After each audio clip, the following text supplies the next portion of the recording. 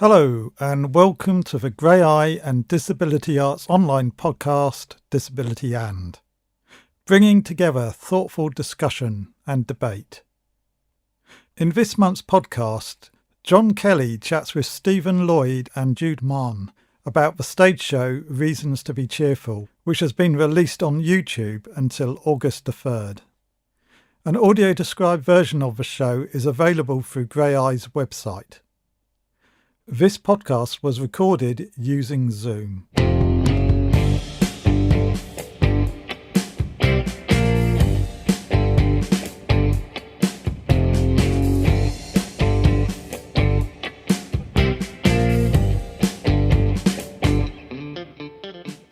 I'm Jude. I'm a sign language interpreter, and I played Debbie, the choreographer, in Reasons To Be Cheerful. And that kind of evolved, didn't it, Jude? It wasn't like, Debbie wasn't always in it, was she? It was like, it was you started taking over some of the warm-ups. You did? Yeah, I was the interpreter in the performance. Yeah. And then developed a bit of a character and was given a name. And then I was quite strict about the dancing, and so got given the role of saying I was choreographer. Quite strict is just an understatement. That came from rehearsals, didn't it? It came from those dance rehearsals, those movement rehearsals, where Jude would tell us all what to do and how to do it. So Debbie does dance, Jude does dance. Yeah. That was it. Well, whilst John's having a tea, I'm Stephen Lloyd, and I played Vinny in Reasons To Be Cheerful. Yeah, and I'm John, and I played John, the vocalist, in Reasons To Be Cheerful. Johnny Ferocious. Which is what a newspaper... Was it a review or a newspaper called you Johnny Ferocious? Yeah, the Mail called me Ferocious. And that stuck. Yeah, and unfortunately the Mail was stuck as well, so... That's very true. Yeah. So that was our characters, and who else was in the... So had you worked with Paul Sirrett, who was the writer, before? Yeah. Is that how you got into it? Or? Well, yeah, because I worked with Paul, the writer, and Rob Hyman, who was the musical director. We did the Ray Davies musical, Come Dancing at Stratford East. And what happened was that show was due to go on tour in January 2010. But unfortunately, the tour got pulled and we all lost our jobs. But Jenny had seen Come Dancing, and I think from what I understand, Jenny asked Robert if I would come in and do a workshop Reasons To Be Cheerful and read the part of Vinny. And I was so disappointed by the tour being pulled that I got this text message one evening from Rob Hyman saying, would you like to come and do 3 days at Graeae, workshopping this new show? And I just remember thinking, well, I've got nothing else to do right now. Because I was so disappointed by the fact that I just lost 6 months' work. And I was like, yeah, all right, I'll go in. And I had no idea what this would be, not just as a show, but what it would do to all of us, really, how much it would influence all of us for the last 10 years. Yeah, yeah. So, but that was my introduction. And then I did the workshops, and that was it. I just became part of the furniture, like everyone, really. Yeah. And I know that, like, Jude, you're like busy signing all this, and it's hard for you to converse as well, but in like without knackering you, because you're doing 300 things at once. But like, I think it's interesting because, like, had you been involved with Graeae before that as well? You had, hadn't you? Yeah. So I've been involved with Graeae since I was about 23, and I was 30 when we did Reasons to Be Cheerful. And I remember being asked to be the interpreter for the workshops. I was like, fine. Went in. The music, I didn't know Ian Jory and the Blockheads. I didn't know their music. And I knew Hit Me With Your Rhythm Stick. Yeah. That was it. I'm just not very good with music anyway. I do not have good knowledge. but the style and everything. And I just remember looking at Spicer, and Spicer was just rocking to the music and had this way of dancing and being in the music. And I just remember turning to someone and saying, gosh, it's a good job that I'm not in this production. No way that I could do this. There's just no way I could do it. Yeah. And then, you know, little did we know that the people in that room were going to have quite an amazing 10 years together.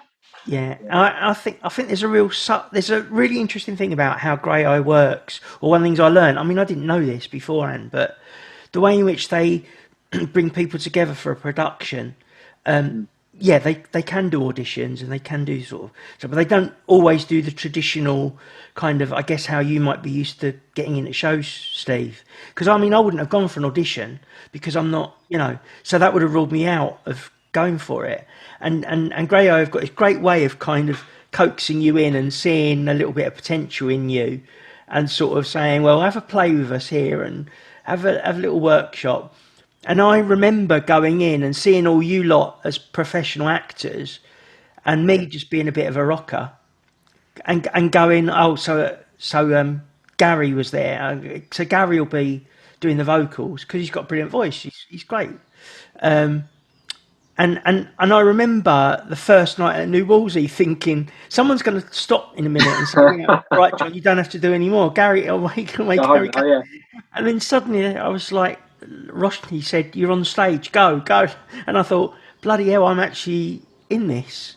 And I didn't really, I never really saw myself in the show until pretty much the first night. And then I sort of realised, bloody hell, I really am in this show, you know. And it was So the way Graeae does things is like different because it just, I mean, I did know I could do it by that stage because Graeae builds your confidence. They really do. Yeah. Well, Jenny has that way of working, doesn't she? She has that way of encouraging you, and it makes you push yourself and go further with whatever you're doing in the rehearsal room. And it makes you then go into the rehearsal rooms thinking, I'm going to try this and I want to try that. And you just end up doing some of your best work because of that encouragement and that encouraging, supportive environment. Yeah. So one of the questions I've got before we get too far into it is, I was thinking about people who might be listening to this and who don't know what we're babbling on about. So what was Reasons to Be Cheerful? What was it all about? Okay, so Reasons to Be Cheerful was would you call it a musical? It's a musical, isn't it? Part gig, part play. Sort of rock and roll musical, inspired by and featuring the music of Ian Dury and the Blockheads. It's a lovely story about a group of friends who are desperate to see Ian Dury in concert at the Hammersmith Odeon in 1979. And it's about them. I don't want to give it away because I want people to watch it. No. But no spoilers. No spoilers. It's about their journey and what they do to go to get tickets to go and see this concert. And that's kind of what I want to say, really. I don't want to say anything more. I think one of the great things about the script and the way Paul wrote it was, and the way that Jenny directed it, was that in the script and in all of our characters, there are elements of truth. There are elements that, I mean, I don't play much more differently, apart from maybe swearing a bit more in public. In my character, but so like the Blockheads, that story about the Blockheads playing at Hammersmith for 5 nights is true. So there are like these elements of truth in the script, which always made audiences think that Debbie was Debbie, Vinny was Vinny, and John was John. And you know, I wrote that letter to the BBC, the Director General of the BBC. That's how Paul wrote, wasn't it? Well, so, exactly. Because some people genuinely thought we were these people. Like we'd be in the bar afterwards, and people would call me Vinny, and Jenny still does. But it's that people. I think because people could see how much we loved the show and how much fun we were having, and just what a supportive and just the way we all kind of cared for each other, really. Yeah. People genuinely believed it. People genuinely believed we were this family and we were this group of friends telling this story in real time. And as you say, I think there's a lot of there's elements of truth within the actual the story itself and the world that we built on stage. But I think in also the characters. I think, as you said before, regarding us all coming into the rehearsal room and saying, John, you've got lines. But that came out of you just being you in the rehearsal room. As you say, you started off with no lines and you were singing the songs, but you messing around in rehearsals kept shouting, let's do blockheads, then became this iconic kind of quotable line that just keeps appearing throughout the play. And that was an element that you brought to it, John, the musician, and then Paul kind of turned that into John, the character. Yeah. I mean, I was always kind of in awe of, I mean, I've always said it actually, everybody in that team, backstage and on stage, the whole team, it was such a strong team of people. Oh yeah, everyone. There wasn't, and I don't mean this like in a derogatory way at all about any other organisation or anything. But there wasn't a weak link.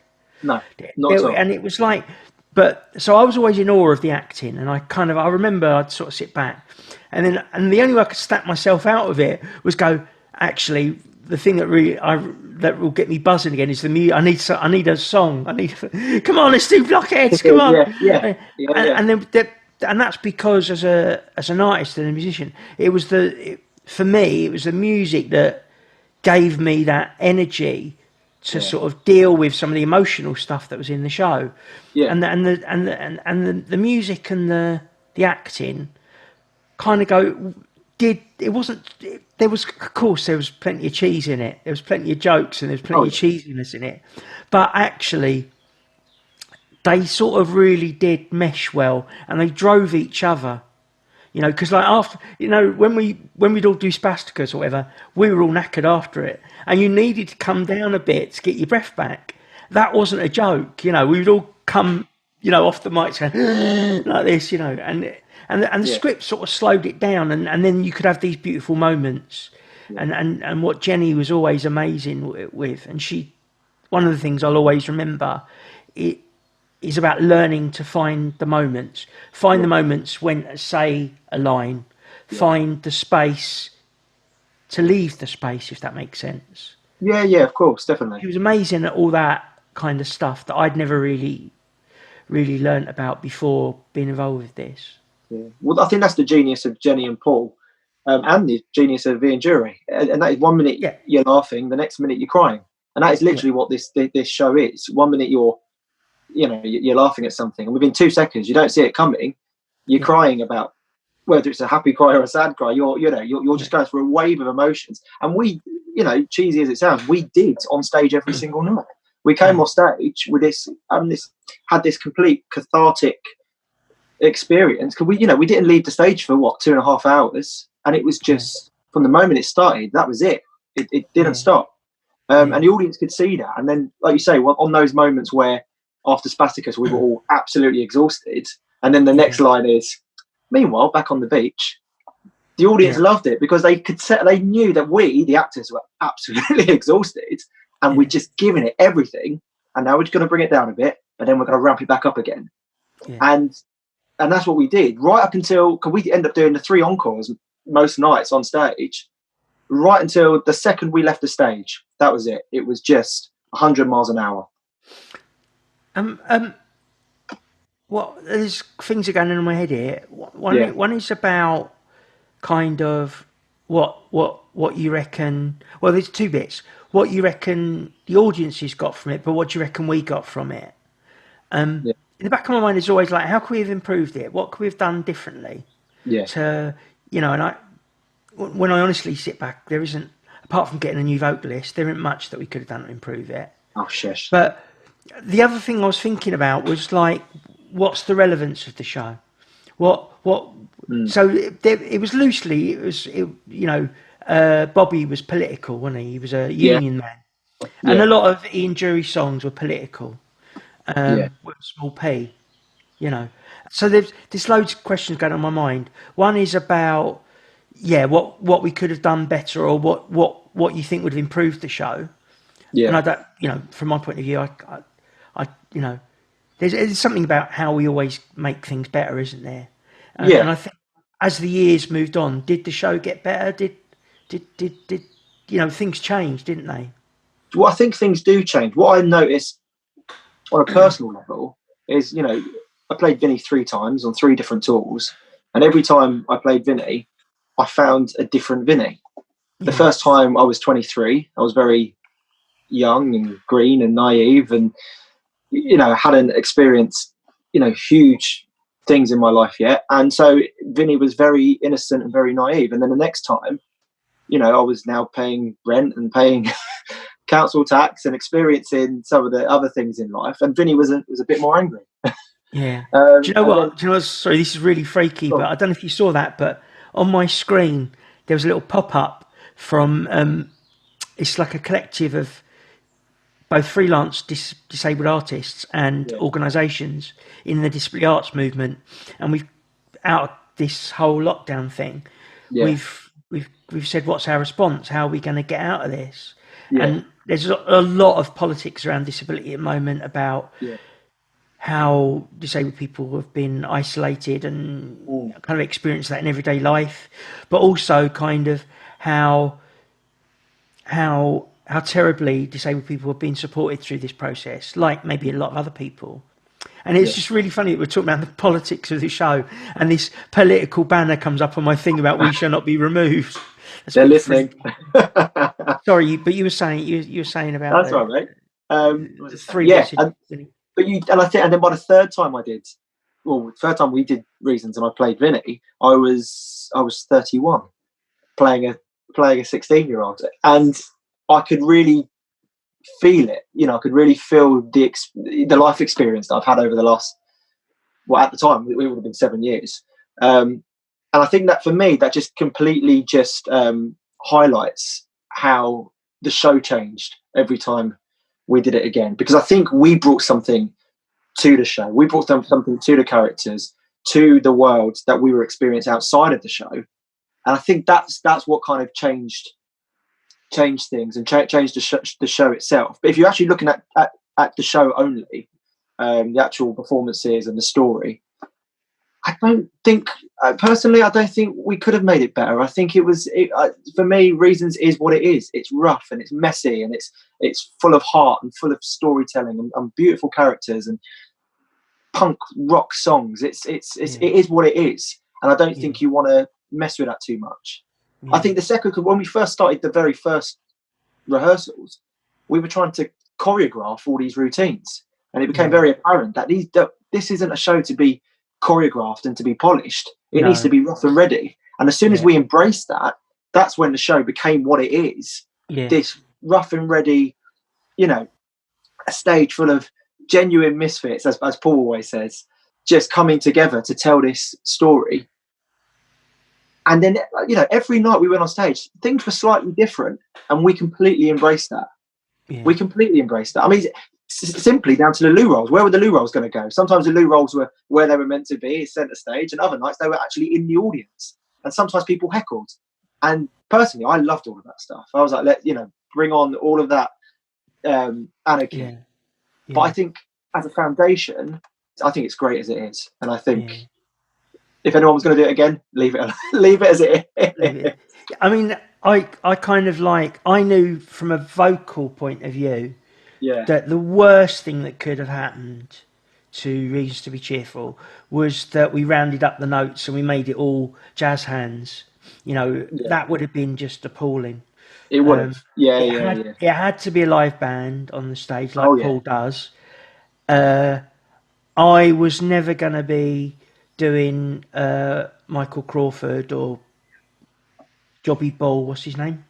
Yeah. Oh, Mikey. Michael. I could never be as beautiful as Michael Ball with my rounded notes and stuff. But that's not right for this, is it? That's the thing. Yeah, but we had a lot of support. I mean, don't get me wrong, we all did it well.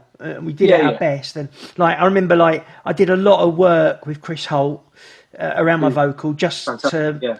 It was more about getting me through each night rather than anything else. But I think that anarchy stuff that you talked about, there was a purpose to it as well. It weren't just a messy show. No, of course, no. It was well planned. It was well planned mess. It was organised chaos, wasn't it? There's something I learned which I'd never really embraced before in any performance, was you've got this notion that it's got to be slick and it's got to be perfect, and of course it has to be the best it can be, and I don't think any of us stood for second best. The quality of work is up there, but the anarchy was kind of us kind of saying, this is what it is. You know, if the microphone falls off my stand, I can't subtly still keep smiling at the audience and pick it up. No, just pick it up. I need to go, Debbie, grab the mic, Vinny, sort it out. Yeah. And so those kind of, I think in the arty language, it's the levels, the layers that are created. Obviously it's fully accessible. We had the lyrics, and I know a lot of Blockheads fans were saying, "Oh, that's what he says in that line that I never worked out." Yeah, of course. As a kid, when you sing the wrong words to a song, there's still do, yeah. But that's it. It's nice to actually see the lyrics, wasn't it? It was nice to see the actual lyrics and actually, actually have them up there and actually have images to go along with it. And then also, the whole thing, because we were disabled and non-disabled actors working on stage, we all had our own needs, and so we had to work out how to work together. So some of the jokes with Colin were also about, so like Steve, when he used to pogo, he was the scariest thing when he got anywhere near me, because I thought he's going to land on me like this. And me and him learnt this little thing where I'd like blow on the back of his elbow so he knew that he was that close to me. But we all kind of learnt these like little ways that it made that anarchy actually quite. There was thought to it. It wasn't just a mess. Yeah. Oh no, it wasn't a mess by any means. It was very much organised chaos. We knew it. Yeah. We knew what we were doing. We knew how to bring it back. If it went completely off track, we knew how to get it back on track. And like I say, those little ad libs and those heckles from the audience, they were fantastic. You talk about these layers. They were great layers, as well as everything else we were putting on top. But no, I completely agree. The mess wasn't because for the lack of professionalism. It was just part of what the show was. And as you say, we never phoned the show in once. No, and we weren't allowed, even though we were mucking about on stage, we weren't allowed to be self-indulgent. There wasn't in jokes. Any jokes that were there were for the audience to be part of it. Yeah. It wasn't shared experience. Definitely. What about the politics of it all? My thought is so here we are in lockdown. Yeah. And it's going out online. And people can watch the film from a reminiscing point of view and relating their own teenage lives and love and nostalgia. All those messages, nostalgia that are in there. Yeah. But we've always said, I think, when we've ever done any media or whenever we've gone out with a show, it's relevant now. Do Steve, do you both think that's still the case? I think every time we've taken it out, it's become more and more relevant. It just has. And in the last 2017 tour, it was extremely relevant, and it's extremely relevant now. I mean, you just have to watch it. It's all there, and what you're watching on stage, which is set in 1979, it echoes everything that's going on right now. Yeah. So I think so. Yeah, definitely. I think it has never, the relevance has never gone away, because politically we've had a government that has no empathy, has no soul, and we've all felt the cuts, the political situation as we've done each show, and more people have been affected as the cut just got worse and worse and worse. So more and more people really understood the show. And I think for me, John, when you said, what did it give to the audience? I remember that first performance at New Wolsey in 2010. I remember thinking, I just don't think this show will be very successful. I don't really get it. I had that going on because, like I said, I didn't know the music. I love being in it. I love signing. But I thought, I don't think many people will get this. Now, we did our new Wolseley, our first performance. And when we finished with that final, and we stopped, and the audience just erupted. They just stood on their feet and they went crazy. Yeah.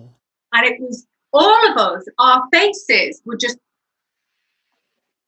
like, we just couldn't believe what we were seeing. Even Jen says she was in the audience and she was watching, and then she was seeing all these people, like men in suits, just sort of loosen their tie and start moving. And it was just this most amazing. I've never seen a reaction like it. We had the absolute honour of seeing that over and over again as the tours went on. We saw people be so affected by the show, just having to get up, having to. And then afterwards, there was a post-show discussion, and we were all too tired to do it. Then Paul went out there, and I remember listening to it. And I remember one woman that said, this is the first time in a long time I've been to the theatre and I've stayed awake. I always fall asleep. This show, I stayed awake. And she said, and I wanted to be in the show. And then other people were saying, it reminded me of, in 1979, when we had the lock-ins. We're locked in our houses now, but this lock-in, as the government threatened libraries, and people would go and sit in the library and refuse to move. It's when these people who were now in their 50s watching it, they were in their 20s. And this man, I remember him saying, you reminded me of my passion, my fight. You reminded me of how political I was and how much I cared. And I'm also really sad because where has it gone? Like, looking at myself now, where has that gone? Yeah. Why did I give up? So that's why it's still relevant now, because there's always, even if it's big, little p or big P, we have that political passion for justice in us, and that is reasons to be cheerful. I think there was something you said there that reminded me actually of not just the older audiences, but the thing I would say that most honestly has impacted me about doing Reasons is the so many friends that I've made that now are quite important in my life. Quite quickly, I developed a whole new set of friends that I'm still glad to have as friends, and we've all pretty much stayed in touch. We're not there every day on the phone to each other, but like we've still got kind of a bond. But also the audiences, and I'm still friends with people who were there on that first night, and people who've come along each time. But the thing that you reminded me of, Jude, was the young people and the young audiences who had never heard of Ian Jury, who are now downloading Blockhead's albums and going, I've gone away and I've done that. And we had I've got loads of memories of meeting young disabled people who are now going to go out and protest or go out and be a singer or whatever it was. But I remember one night where I thought, it was an afternoon, it was a matinee, I don't know if you remember it, but it was in Watford. And Jenny always valued matinees because matinees were for audiences, traditionally, for audiences that don't always go to the theatre, and they come to a matinee and they're a different kind of audience. And this one audience it was a sellout, and everyone was going, there's a sellout on a Thursday matinee where it's meant to be a little bit more gentle. And there was like 3 or 4 coach loads of teenagers, young people, who pretty much took over the theatre. And I remember it being like, it was. I'm not saying it was a riot, but it was riotous. Like they were screaming, shout every time there was a kiss. there was whoa, you know. It was panto, wasn't it? It was, and all this, but they also really appreciated the songs and joined in and cheered when there was something to be cheered about. Yeah. So, and I remember, and I went off and I thought, blimey, we lost control of the crowd. And I was really frightened, actually. I was nervous about it because I thought, blimey, that was a bit scary. And I said, Jenny, I'm really sorry because it feels like we lost control of the show. And she goes, what are you talking about? She said it was brilliant because you were going to a whole new audience who've never experienced theatre in that way. Theatre, you sit down, you be quiet, and you get bombarded with something off a stage, and it shouldn't be like that. Theatre should be a place that everybody owns, that everybody belongs to, and do what they need to do. And that day, they blinking did, and it was quite scary, but it was so brilliant. It was, and that was so, like what you're saying, Jude, about the older folk, the young, I think I'm not making it up by saying there is something for everyone in that show, apart from maybe the very young children. It's not a children's show. No, and some children were in the audience some nights. Yeah. Speaking about young people watching Reasons, I remember we had a group of teenagers come to see it in Ipswich at the New Wolsey. Yeah. And I remember looking out of the bar window. I think it was very early on during the very first tour, and they were singing and signing "Sex and Drugs and Rock and Roll" outside in the street, which was just fantastic, absolutely, because it's a song they probably had never heard before, and they just bought into it straight away. And they probably never thought of sign and song. No, of course, yeah, exactly. And they were doing it. They were in the street, giving it sex and drugs and rock and roll. And if anybody is listening or watching to this that was at the show, I bet you still remember the signs for sex and drugs and rock and roll. Yeah. And you'll be doing it right now. Yeah, I am in my head.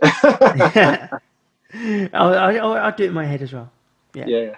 Things to say. What would be your lasting memory of Reasons to Be Cheerful? My memory will always be at the very beginning. Liverpool will always be close to my heart. Oh, Liverpool was wonderful. It was the Everyman, unbelievable. But my main memory is in rehearsals for the very first tour and the journalist that came in. And we all sat on the floor or wherever. We sat down and we answered questions. We were making each other laugh. There was moments of real emotion, and we had a lovely chat with him. And he just sat and said, "There's a real chemistry in this room. You have a real chemistry." And that is why I think Reasons to Be Cheerful was so successful, because the audience became part of that chemistry. And we did have that, and we always have it. Whenever we get back together, naturally, that chemistry is just there.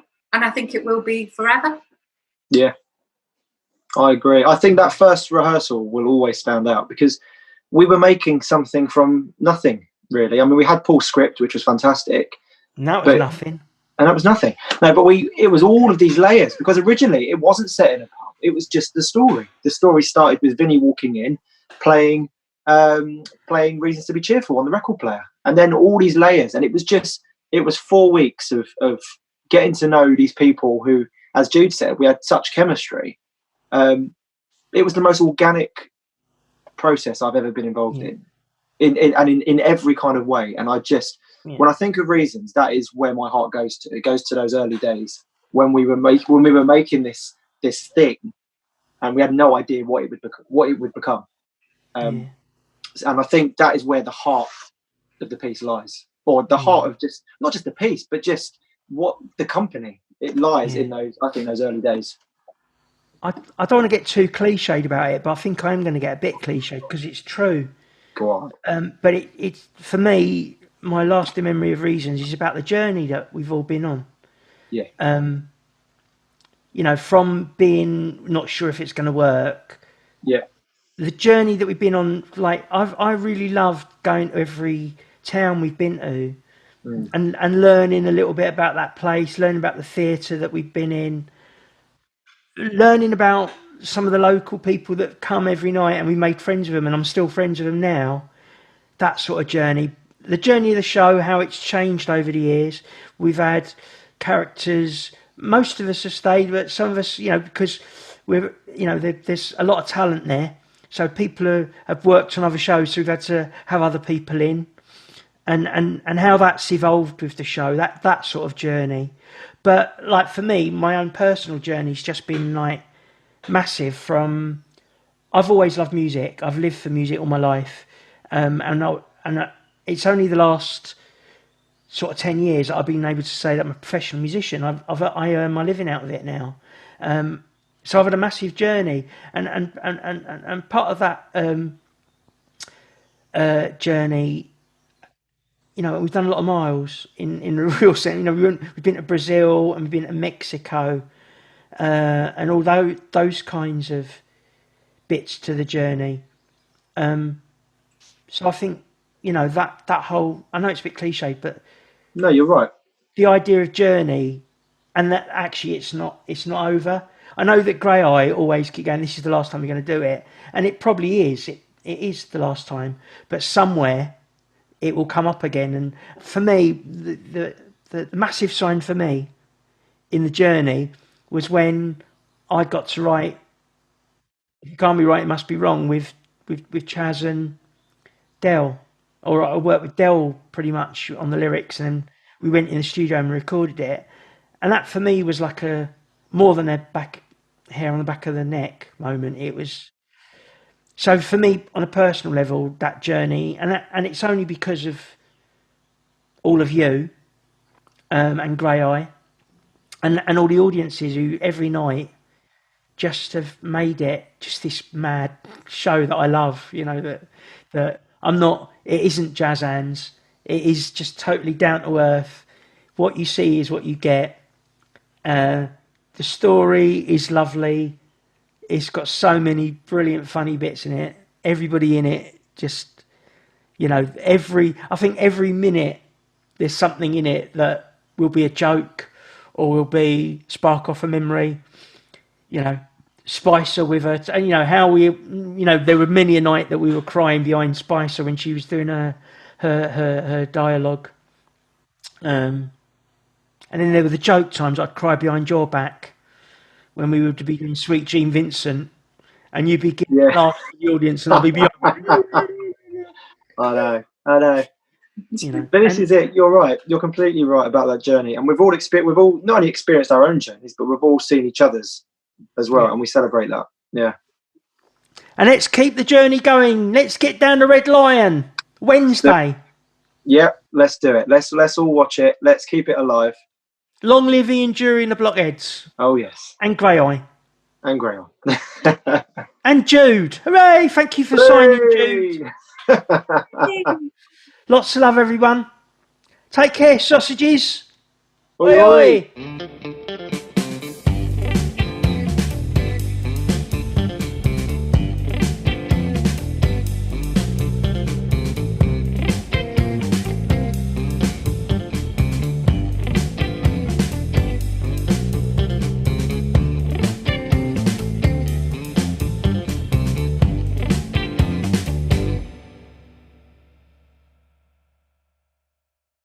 Visit graeae.org and disabilityarts.online for details of productions, events, interviews, opinions, reviews, and learning opportunities.